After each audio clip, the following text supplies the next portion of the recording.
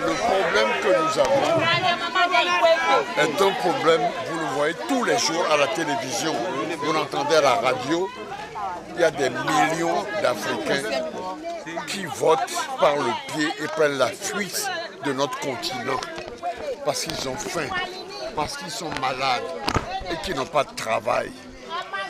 Tous les jours, ils sont sur la mer Méditerranée en particulier.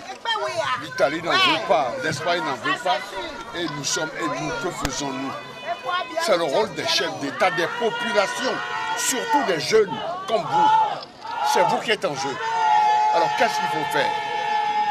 La première chose qu'il faut faire, c'est ce que Guézo nous apprend dans ce pays.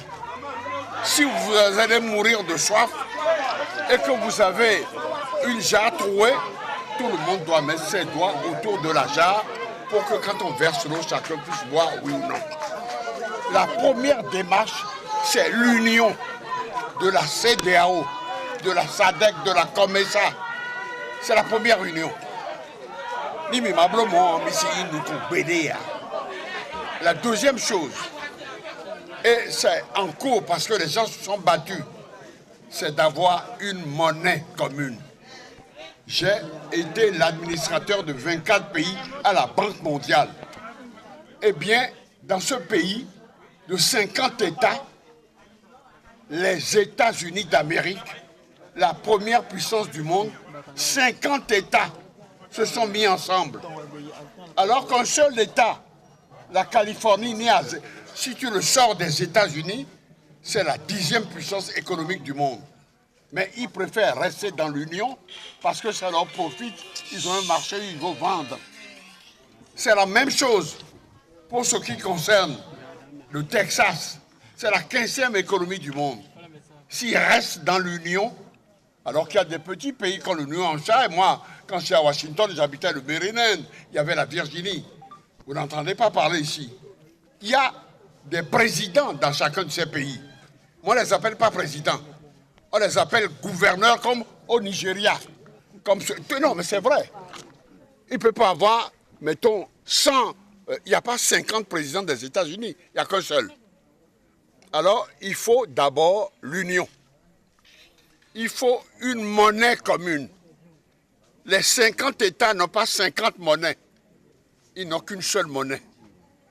L'Union soviétique, et les 21 millions de kilomètres carrés, il faut reprendre votre géographie et votre histoire. Je vous l'enseigne. Eh bien, 21 millions de kilomètres carrés, c'est depuis la Baltique jusqu'à la mer de Chine et la mer du Japon. Un seul État, 21 millions de kilomètres carrés, pratiquement les 2 tiers de l'Afrique, qui fait 30 millions. Mais là, il faut être sérieux. Et ils ont une seule monnaie, le rouble. L'Empire du Milieu, c'est le nom qu'on donnait à la Chine. C'est 10 millions de kilomètres carrés, 10 millions. Pas 112 000 kilomètres carrés comme Middle. Et un pays comme ça a 1,5 milliard d'habitants. Et ils ont combien de monnaie? Une seule monnaie.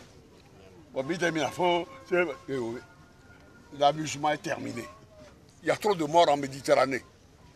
Et de la même manière qu'ils ont une seule monnaie, mais l'Inde, 1,3 milliard, une seule monnaie, la roupie. La Chine, une seule monnaie, on s'amuse à quoi? Deuxième, ce qui est important après la monnaie, il faut que nous ayons, et ça il faut que je prêche, je vais faire le tour du pays et de l'Afrique. Il faut que nous ayons une seule monnaie, qu'on ait une armée fédérale. Chacun doit mettre de l'argent pour que si on est attaqué par des négriers comme les nègres qu'on vend en Libye, les armes à la main s'il le faut. Et nous devons avoir une marine fédérale pour que nos pêcheurs, le peu de poissons qu'ils prennent là, les grands groupes qui viennent de l'Europe ou de l'Asie, ne viennent piller nos ressources. À ce moment-là, ce que nous produisons chez nous, nous allons le transformer chez nous. C'est ça que nos professeurs, tu vois, le malheur, c'est que quand il y a une balkanisation, c'est-à-dire quand on coupe un morceau, au fond, on dit, le borgne, au fond, il est roi chez les aveugles. C'est parce qu'on n'a plus de professeurs d'histoire. Ils ne travaillent plus, c'est des paresseux. Ils sont là, ils sont dans un état, on les paye, c'est tout. Nous, on avait des gens comme Cheikh Anta Diop. Ça, c'était des génies qui nous disaient que la civilisation égyptienne, c'est la civilisation nègre.